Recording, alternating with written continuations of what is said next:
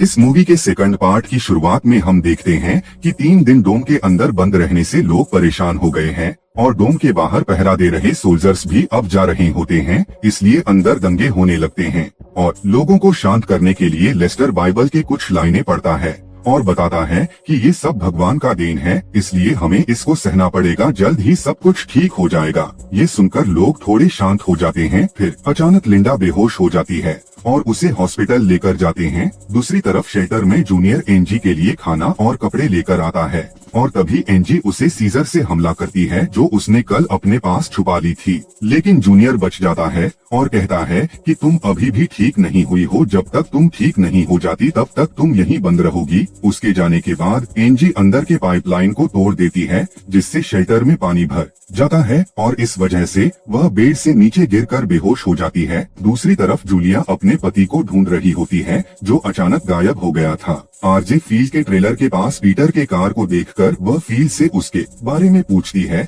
और फिल बताता है कि इस डोम के गिरने से पहले पीटर ने अपनी कार मुझे बेच दिया था। इतने में फिल अचानक बेहोश हो जाता है और उसको हॉस्पिटल ले जाते हैं, पर वहाँ इसी तरह के कई केसेस आए हुए थे। जॉय और नोरी भी हॉस्पिटल में है।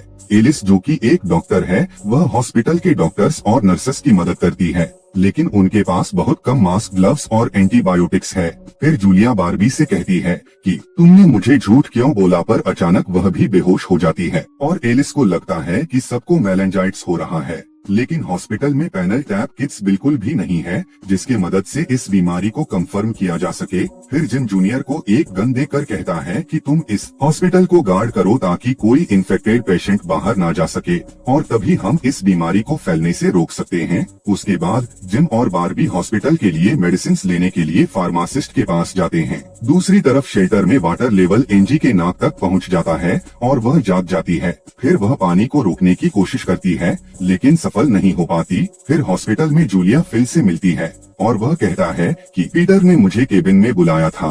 फिर डॉक्टर जूलिया को बात करने से रोकते हैं, लेकिन वह जानना चाहती है उसका पति पीटर केबिन में क्या कर रहा था। फिर जूनियर उसको बताता है कि जिस दिन मेरी बार्बी के साथ लड़ाई हुई थी उस दिन वह उसी केबिन में था। अब जूलिया का शक कंफर्म हो जाता है और वह छुपकर हॉस्पिटल के बैक डोर से बाहर चली जाती है और उसी केबिन के तलाश में निकल पड़ती है। फिर बार्बी और जिम देखते हैं कि फार्मेसी एकदम तहस-नहस पड़ी हुई है। जिनको शक होता है कि लेस्टर वहाँ के सारे मेडिसिन उठाकर ले गया होगा। फिर दोनों लेस्टर के घर जाते हैं तो वह सारे मेडिसिन जला रहा होता है और कहता है कि भगवान की यही मर्जी है कि यहाँ के लोग मर जाएं, इसीलिए उनको इन मेडिसिन की जरूरत नहीं पड़ेगी। लेकिन दोनों उसको रोककर बची हुई मेडिसिन लेकर हॉस्पिटल आते हैं। फिर हॉस्पिटल में लिंडा की क्रिटिकल कंडीशन देखकर एक बुजुर्ग महिला अपना मेडिसिन उसे देती है और कहती है कि इस टाउन को लिंडा की ज्यादा जरूरत है। फिर लिंडा को बहुत बुरा लगता है कि उसकी जान बचाने के लिए वह औरत मर गई। फिर कुछ देर बाद पेशेंट्स बाहर जाने की जिद करते हैं, लेकिन जूनियर उन्हें गन दिखाकर वार्न करता है, लेकिन उनकी घबराहट देखकर वह गन नीचे करता है और उन्हें सिचुएशन समझाता है। तब जाकर वे उसकी बात मानते हैं। दूसरी ओर जूलिया केबिन को ढूंढ लेती है, पर वहाँ बार्बी से रिलेटेड कोई चीज नहीं होती, लेकिन वहाँ पड़े कुछ डॉक्यूमेंट्स से उसको पता चलता है कि पीटर के ऊपर बहुत बड़ा कर्ज था और उसने घर भी बेच दिया था और जूलिया पीटर की इस साइड बिजनेस के बारे में कुछ नहीं जानती थी। फिर तभी वह बेहोश हो जाती है और हॉस्पिटल में जॉय और नोरी रियलाइज करते हैं कि जब दोनों ने एक दूसरे को छुआ था तो उनको दोहरा पड़ा था और अब एक फोन को सेटअप करके एक दूसरे को टच करते हैं और तभी उनको फिर से दोहरा पड़ता है और दोनों कहते हैं कि पिंक स्टार्स कतार में हैं। फिर होश में आने के बाद दोनों फोन पर रिकॉर्ड किया हुआ वीडियो चेक करते हैं। तब वह एकदम चौंक जाते हैं और फैसला करते हैं कि फिलहाल किसी को कुछ नहीं बताएंगे। फिर बार्बी केबिन में जूलिया को बेहोश पाकर उसे तुरंत हॉस्पिटल लेकर जाता है। वहाँ लिंडा जिम को बताती है कि जूनियर ने यहाँ का सिचुएशन अच्छी तरह हैंडल किया है, इसीलिए मैं उसे अपना डेप्यूटी अपॉइंट करती हूँ। जब जूलिया को होश आता है तो वह बार्बी से पीटर के बारे में पूछती है।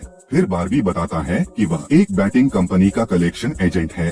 एक बैटिंग में पीटर ने बहुत सारे पैसे गवा दिए थे और उससे पैसे लेने के लिए बार्बी को भेजा गया था।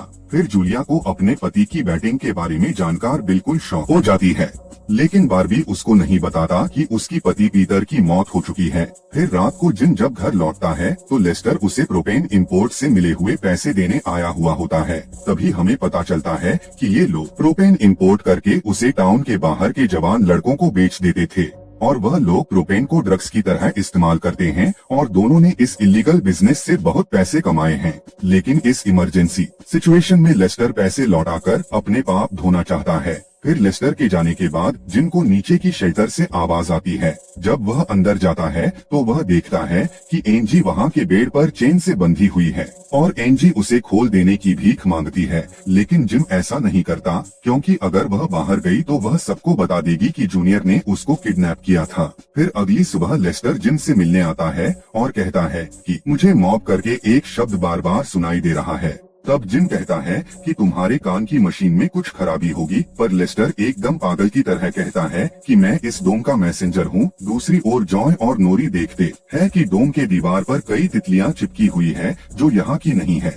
असल में इस डोम ने एटमॉस्फेयर का मैग्नेटिक फील्ड चेंज कर दिया है, जिसकी वजह से ये तितलियां डोम की ओर अट्रैक्ट हो गई है। तभी कई बसेस में लोग डोम के बाहर आकर जमा हो जाते हैं। ये लोग डोम के अंदर फंसे लोगों के रिश्तेदार या फ्रेंड्स हैं और गवर्नमेंट के आर्डर के अनुसार ये लोग यहाँ पर आए ताकि डोम के अंदर फंसे लोग अपने रिश्तेदार से मिल सके और लिंडा भी अपने मंगेतर से मिलती है।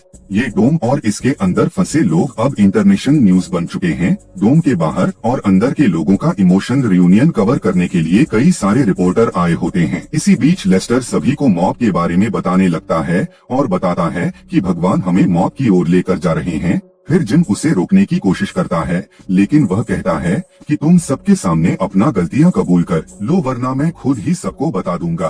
फिर भीड़ में पीटर की बहन भी होती है जो जूलिया को पीटर का लेटर दिखाती है, जिसमें लिखा होता है कि मैं जो करने जा रहा हूँ इसके लिए आप सब मुझे माफ कर दो और जूलिया एक अच्छी जिंदगी डिजर्व करती है। ये पढ़कर जूलिया बहुत परेशान होती है कि शायद पीटर भारी कर्ज के कारण कहीं दूर भाग गया है और अब शाम होने पर मिलिट्री सभी विजिटर्स को वापस भेज देती है और सोल्जर सभी जगह खाली कर देते हैं। फिर बारबी अपना पुराना बैज दिखाकर एक सोल्जर से पूछता है कि उनका अगला प्लान क्या है, लेकिन सोल्जर भी नहीं जानता कि गवर्नमेंट इस बारे में क्या प्लान कर रही है। उन्हें सिर्फ इस जगह को जल्द से जल्द क्लियर करवाना है और यहाँ कभी ना लौटने का ऑर्डर मिला है। अब ये सुनकर बारबी एकदम चौंक जाता है और सोचने लगता है कि गवर्नमेंट ने ऐसा ऑर्डर क्यों दिया है।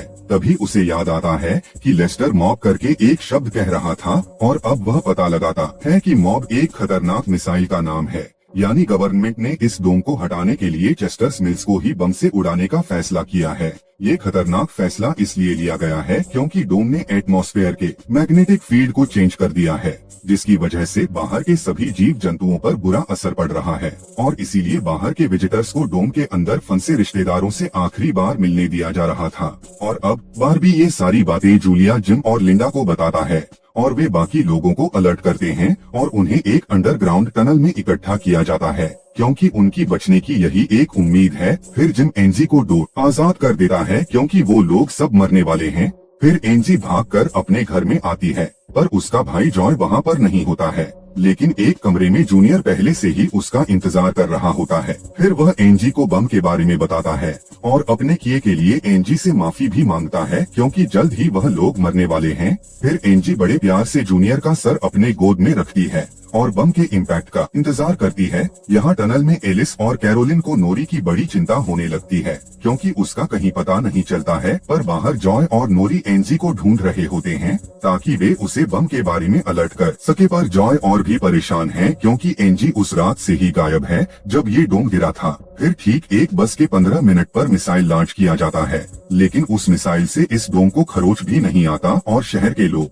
बस जाते हैं। और अब जिम बॉर्डर की ओर जाता है तो देखता है कि डोम के बाहर वाले एरियाज पूरी तरह तबाह हो चुके हैं। इतने में लेस्टर वहां आकर दोबारा जिम से कहता है कि तुम लोगों के सामने अपने गुनाह स्वीकार कर लो और उस जगह पर उन दोनों के अलावा कोई नहीं होता। फिर इस बात का फायदा उठाकर जिम लेस्टर के कान को डोम पर दबाता है। इस वजह से उसके कान का मशीन ब्लास्ट हो जाता है और लेस्टर वहीं पर मर जाता है। फिर यहाँ एंजी जूनियर के साथ अपने कमरे में होती है और वह सोचती है कि जूनियर फिर उसे बंदी बना लेगा, इसीलिए वह जूनियर पर हमला करके वहां से भाग जाती है। दूसरी ओर एलिस को इंसुलिन की जरूरत है और इंसुलिन न मिलने से एलिस को भ्रम होने लगता है और इसीलिए एक गाड़ी एलिस को बचाने के लिए वाटर टैंक में जाकर टकरा जाती है और वाटर टैंक फट जाता है। फिर वही रेडियो टावर में कोई सिग्नल ही पिकअप नहीं कर पा रहा है और कोई अजीब सा ट्यून बजाया जा रहा है।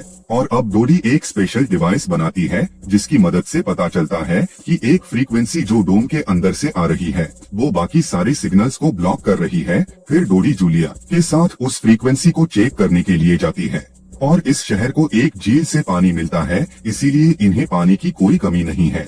लेकिन लिंडा और बारबी पता लगाते हैं कि डोम के आने पर एक मीथेन पाइपलाइन टूट गया था। इसकी वजह से झील में मीथेन भर गया है और इसका पानी अब जहर बन चुका है और उनके पास इसको फिल्टर करने के लिए कोई तरीका भी नहीं है।